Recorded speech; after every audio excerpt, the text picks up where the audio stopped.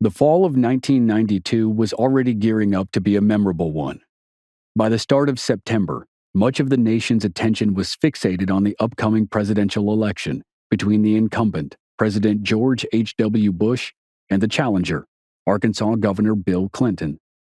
But unlike recent presidential races, a third candidate had managed to capture the imagination of millions, a businessman named Ross Perot. As the leaves began to change, the anxiety on all political sides was mounting as they vied for control of Washington, D.C. On the other side of the country, in Washington state, a more visceral anxiety gripped the greater Seattle area. An arsonist had held the region in fear for 4 weeks, and there seemed to be no end in sight. From mid-August to mid-September, there were fires nearly every night. Firefighters responded to multiple locations, one after another, with no idea where the arsonist might strike next. The arsonist had already caused millions of dollars worth of damage, and the only glimmer of luck was that no one had been hurt. Los Angeles had experienced a similar problem in the early 1980s, and its luck ran out when 4 people died in the fire at Ole's Home Center in October 1984. Seattle's luck ran out 8 years later, in September 1992, when a fire at the Four Freedoms retirement home turned deadly. The flames erupted on the 3rd floor of the building sometime after 7:30 p.m. The retirement home was essentially an apartment building that was 7 stories high, and the fire seemed to be centered on the furniture in the 3rd floor lobby. The lobby furniture was made of polyurethane plastic, which caused extremely dense black smoke to fill the hallways. The intense heat, the thick black smoke, and the blaring fire alarm caused panic and confusion. Staff and residents could barely see or breathe as they tried to flee the building. Firefighters rushed to the community and started battling the flames. Others ran inside to save the residents, many of whom had mobility issues because of their ages. Outside, paramedics set up a triage area to help people who were suffering from smoke inhalation and other conditions. 8 people went to the hospital, and 3 more did not survive the night. When the fire was out, investigators initially believed the cause was accidental. They believed a misplaced cigarette must have ignited something nearby and then quickly escalated into a full-on fire. If it was arson, an attack on a retirement home didn't seem to fit the loose pattern of targets that had been established over the previous month. In less than a week, investigators would learn they were wrong on both accounts. 27-year-old Paul Keller's life had been in freefall for the past year, and he finally snapped in August 1992, 1 month before the fire at Four Freedoms retirement home. For 7 months, he caused fear and anxiety in the Seattle region, and he eventually forced investigators to resort to desperate measures to identify the phantom serial arsonist who seemed to be everywhere and nowhere at the same time.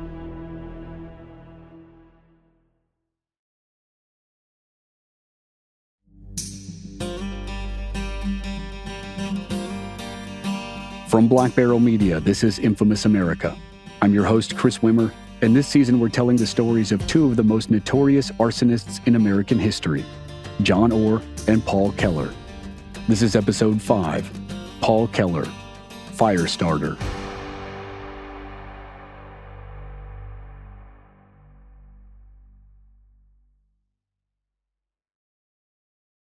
As Seattle firefighters put out the flames at the Four Freedoms retirement home and investigators declared it an accident, Paul Kenneth Keller was already setting his next blaze.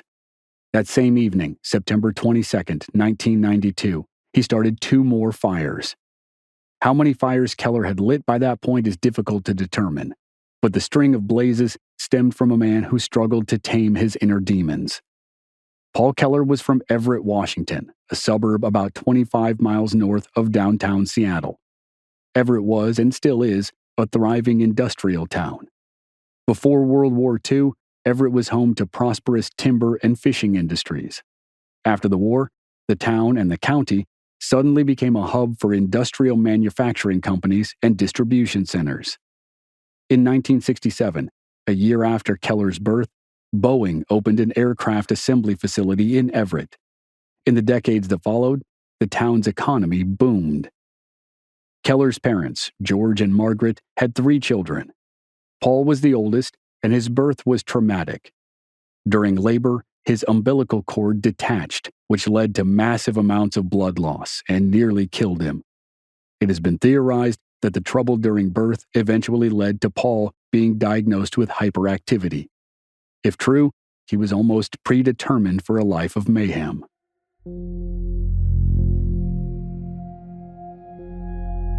As a boy, Paul Keller exhibited disturbing behavior, dark actions that went far beyond typical childhood mischief.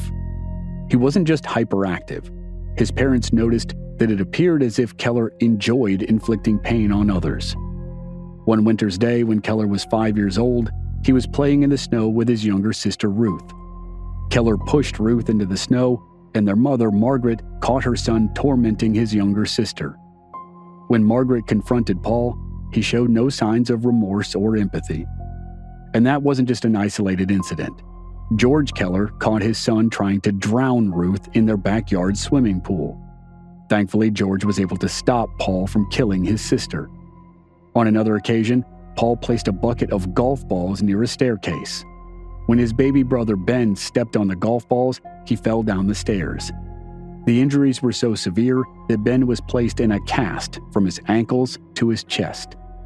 Paul's parents would later admit they were always on edge when they knew Paul interacted with his siblings, and they knew they couldn't leave the kids alone for too long.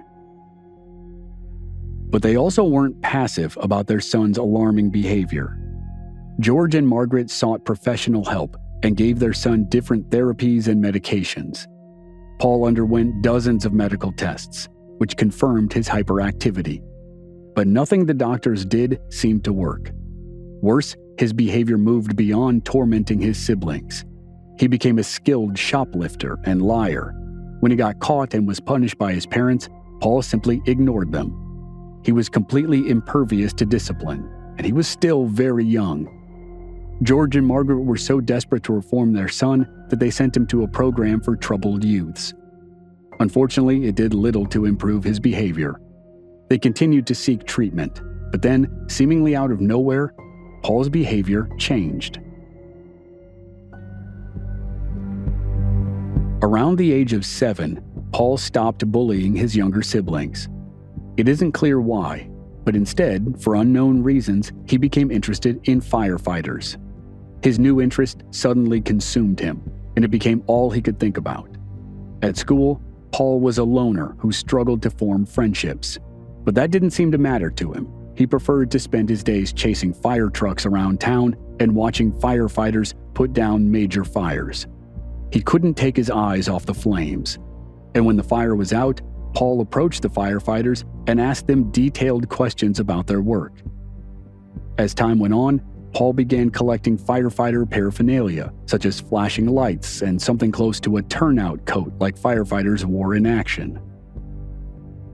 When his father gave him a camera as a gift, Paul used it to take hundreds of photographs of neighborhood fires, fire trucks, firefighters, and burned-out buildings. Fire was all he could think about. To George and Margaret Keller, it seemed as if their hyperactive son had found a hobby that may potentially lead to a thriving career. Maybe Paul's interests would help him become a firefighter, to help him save people instead of tormenting them.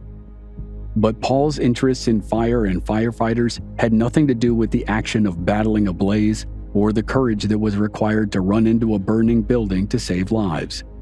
His interests were the opposite.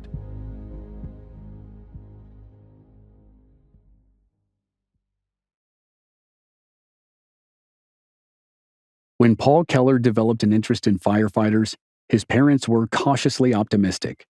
They hoped that this would be no different than any other boy who wanted to grow up to become a fireman.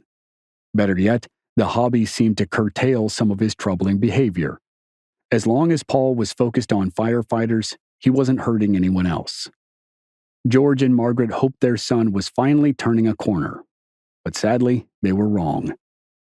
When Paul was about 9 years old, he decided he was going to start his own fire.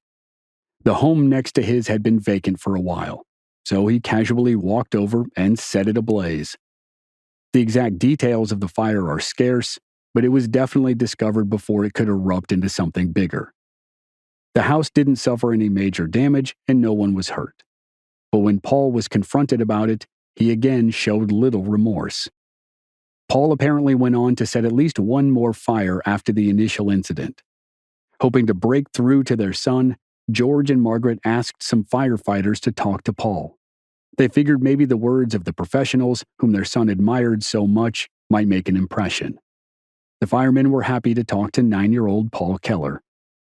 They explained to him about all the dangers of a fire, including the loss of life and property. Fire was a serious thing. It was not something to play with. The words appeared to have worked to some degree, because there wasn't any evidence that he continued to light fires as a kid. But deep down, Paul was still very much obsessed with it.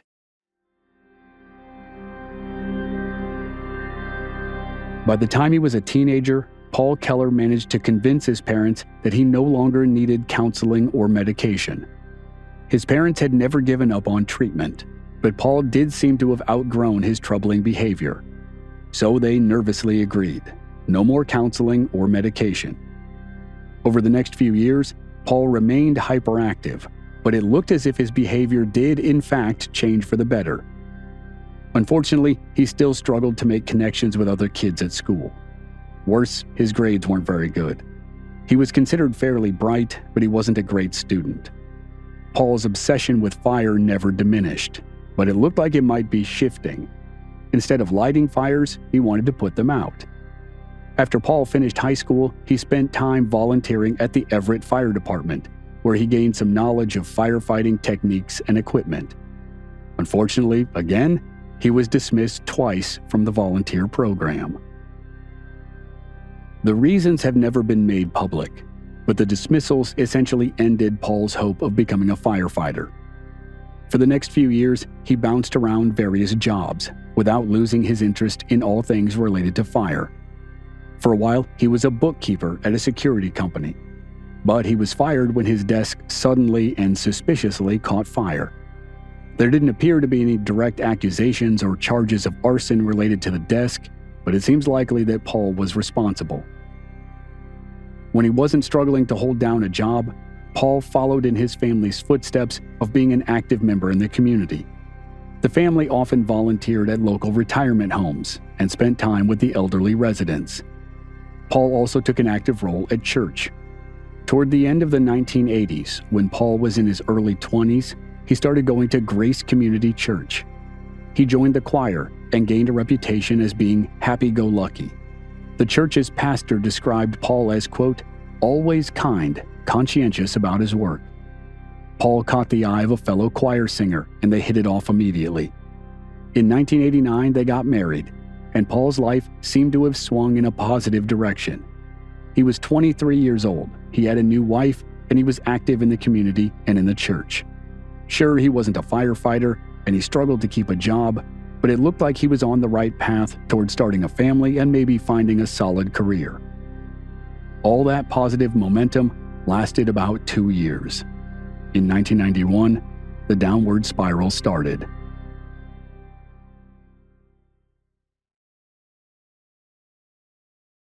There are few details available about Paul Keller's marriage, but it appears as though the marital bliss didn't last long. Several aspects of his life seemed to be moving in the right direction, but he was still obsessed with fire and firefighting, and he still had trouble keeping a job. Keller continued to listen to his radio scanner in search of serious fire incidents. When he found one, he rushed out to witness it. More often than not, the rushes for excitement occurred in the late evening hours, which obviously isn't conducive to having a stable home life. Many within Keller's family believed his obsession put a strain on his marriage. Maybe it did, and maybe there were other factors as well. Whatever the reasons, Paul Keller's wife filed for divorce in 1991 after 2 years of marriage. The divorce deeply affected Keller, and in the aftermath, he sank into depression. He drank heavily and started using drugs. His financial situation worsened as he couldn't hold down a job. In the depths of despair, he sought help from his family.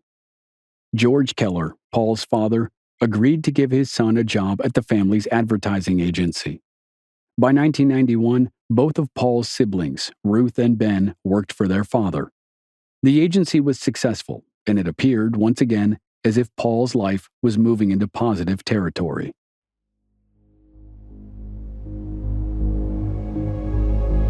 George made his son an advertising salesman, and Paul, for his part, dove into the process with gusto. In the early days, Paul achieved the success he had longed for. He nailed sales meetings and developed good relationships with clients. By the start of 1992, the family was able to breathe a heavy sigh of relief. Paul had turned a new corner. But Paul's positive trajectory didn't last, and before long, old patterns emerged. Exactly what triggered the return of his bad behavior isn't clear, but despite the success he briefly achieved, he was once more acting out. He became unpredictable, with a hair-triggered temper that could erupt at the slightest provocation.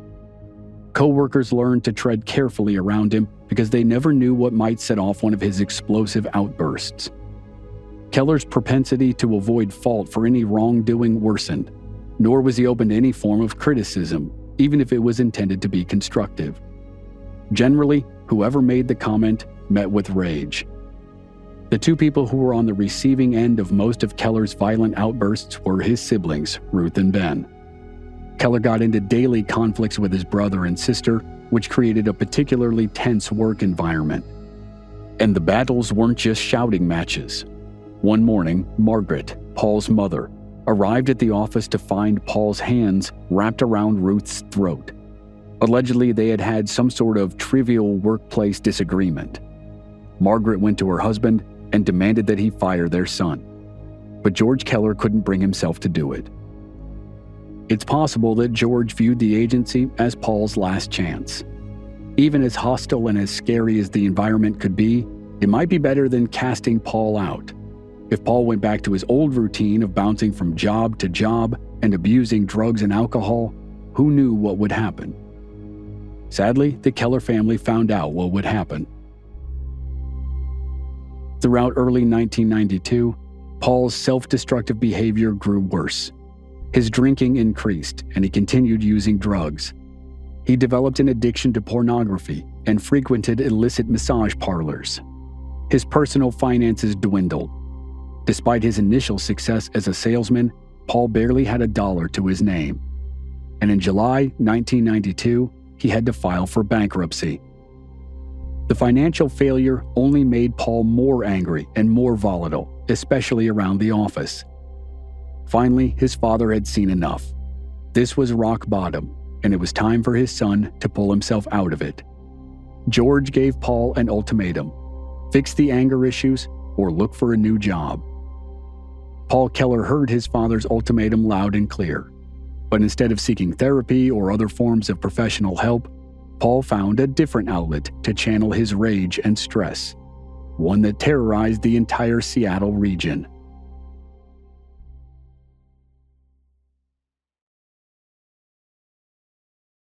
On the evening of August 6, 1992, 1 week after John Orr received his first conviction for arson in federal court, Paul Keller drove to the town of Linwood, about 20 miles south of Everett.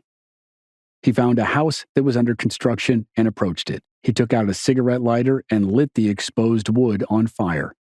Then he hopped back into his car and drove off. Behind him, flames torched the wood and building materials. That same evening, he found 2 more houses that were under construction in Linwood and set them on fire. 3 nights later, he lit 3 more fires. One of them was similar to the first batch, an unoccupied house. The other 2 were different.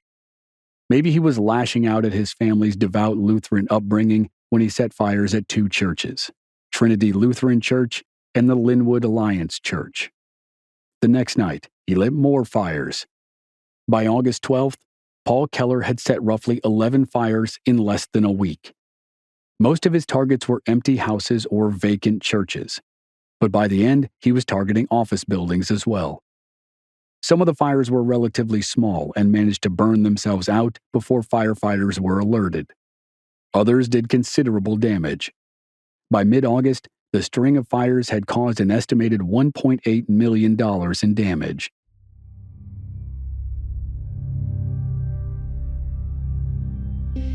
As Keller stayed in the shadows, preparing his next targets, local law enforcement began investigating. Almost immediately, authorities suspected arson. The rate at which the fires had started made it obvious that someone was purposefully setting them.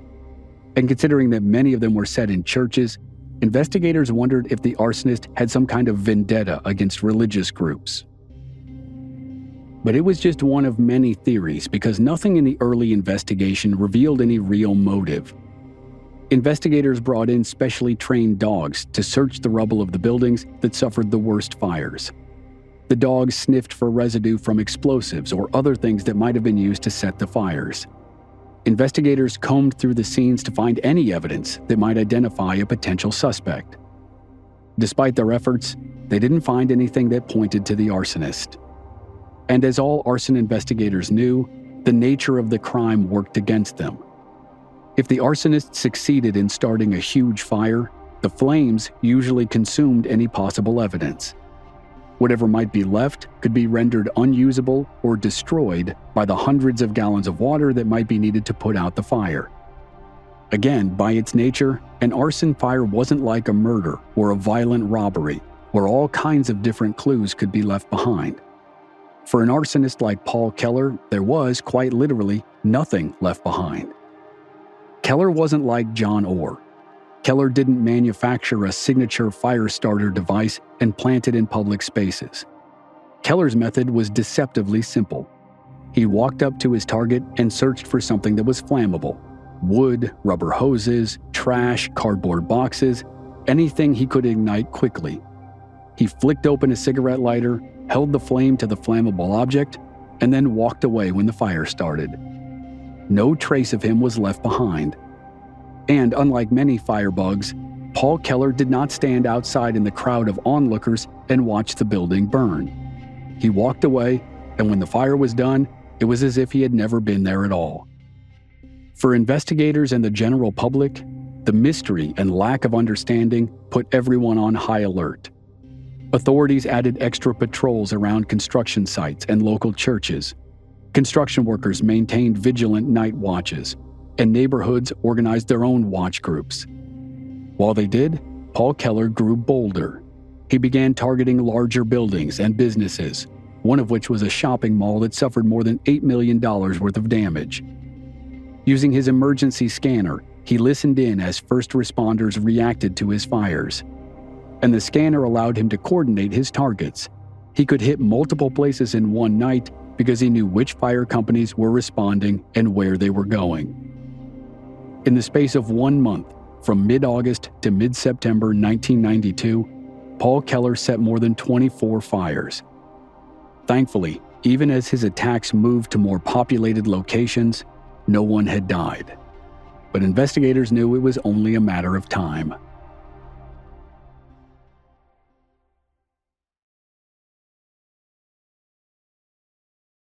On the evening of September 22, 1992, Paul Keller hopped into his car and began driving around Everett and North Seattle. Eventually, his eyes landed on a 7-story retirement community called Four Freedoms Retirement Home in North Seattle. Around 350 people lived at Four Freedoms. The average age of the residents was 80 years old, and many had limited mobility. A little after 7:30 p.m., Keller entered the retirement complex and rode the elevator to the 3rd floor. In the 3rd floor lobby, Keller spotted a couch. When no one was looking, he shoved old newspapers and magazines between the cushions. He pulled out a cigarette lighter and ignited the pages. As the flames caught, Keller escaped the building as quickly as he had entered. Behind him, the burning couch, made from polyurethane plastic, produced thick black smoke that started to fill the 3rd floor lobby. The fire spread to other pieces of furniture in the lobby, and quickly the smoke filled the hallways. Residents and care workers scrambled to exit the building, and 3 people were not able to make it. 93-year-old Bertha Nelson and 77-year-old Mary Doris succumbed to smoke inhalation, and 72-year-old Adeline Stockness suffered a fatal heart attack caused by the stress of escaping the building. 8 people at the retirement community were rushed to a hospital for smoke inhalation, and 32 were treated on the scene by paramedics. 4 Freedoms suffered about $1 million in property damage, but the headline was that Paul Keller was now a murderer. And his night wasn't done. He set 2 more fires after 4 Freedoms, one at an office building and one at a house, before he stopped his spree for the night. Investigators didn't initially believe the 4 Freedoms fire was arson. When they began to inspect the area, their conclusion was that the fire was unintentional. They believed that someone had accidentally left a cigarette or something like it inside one of the couch cushions, and that's what caused the blaze. Investigators also didn't consider 4 Freedoms to have any connection to the other 2 fires that were started that night. A retirement community didn't fit the loose pattern that had developed over the past month, but it would within a week. 6 days later, on September 28th, Paul Keller started a fire at Arson Retirement Home. Thankfully, no one was hurt or killed, but now there were 2 fires at retirement communities in less than a week. Investigators had to take note, even if the information didn't point them in the direction of the arsonist. Going into October, Keller expanded his reach by lighting fires across 3 more counties in central Washington. And his boldness grew beyond the geographical spread. He started increasing the number of fires he lit per night. Partway through October, he started 12 fires in one night. Investigators and firefighters were baffled and on edge. Every night, they knew they would face another arson fire. It wasn't a question of if, it was a question of how many. Their frustration mounted with each fire because there was so little evidence that could lead them to a suspect. None of the fires contained traces of accelerants or incendiary devices. There were no reliable witnesses as yet, and Paul Keller never stayed around to watch the fires. Investigators who may have scanned the crowds at the scenes of the fires wouldn't have seen the same guy lurking at multiple locations. Local authorities reached out to the Bureau of Alcohol, Tobacco, and Firearms, but even with federal resources, the investigation yielded nothing of substance. As October 1992 came to a close, law enforcement officials had no obvious leads on more than 50 fires that had destroyed buildings and claimed 3 lives in a 3-month span. The holiday season was getting close, and investigators decided they needed to try any tactic, no matter how bizarre.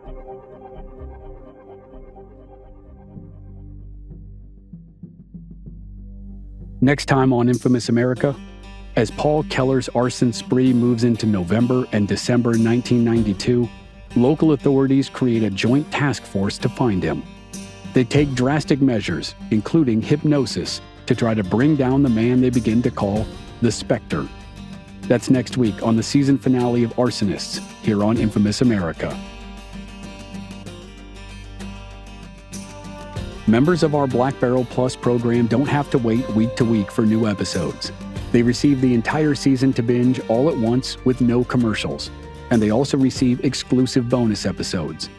Sign up now through the link in the show notes or on our website, blackbarrelmedia.com. Memberships are just $5 per month. This episode was researched and written by Rhea Perowit and Joe Guerra. It was produced by Joe Guerra. Original music by Rob Valier. I'm Chris Wimmer. Thanks for listening.